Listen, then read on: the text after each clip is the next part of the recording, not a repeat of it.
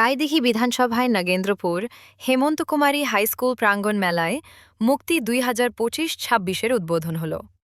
সমাজের প্রান্তিক জনগোষ্ঠীর ক্ষমতায়ন, নারী সমাজের আত্মনির্ভরতা বৃদ্ধি, জীবিকাভিত্তিক উদ্যোগের প্রসার, সুস্থায়ী কৃষি ব্যবস্থা, সুস্থ পরিবেশ রক্ষা, স্থানীয় সাংস্কৃতিক হস্তশিল্পের সংরক্ষণ বিকাশের সাথে দুদিনব্যাপী এই মেলার শুভ উদ্বোধন হল। মেলার শুভ উদ্বোধন করলেন বিশিষ্ট সমাজসেবী মুক্তির প্রতিষ্ঠাতা শঙ্কর হালদার।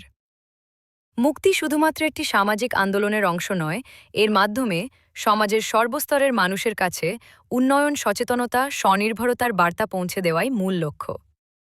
এই মেলায় দুদিনব্যাপী ফুটবল খেলার শুভ অনুষ্ঠিত হল।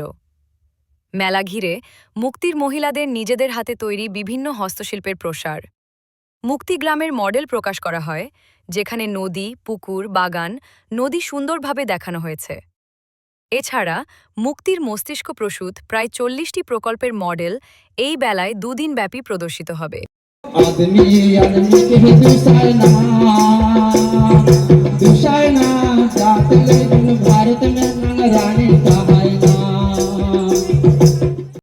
দক্ষিণ 24 পরগনা থেকে রেবতী মালি রিপোর্ট, ITC নিউজ।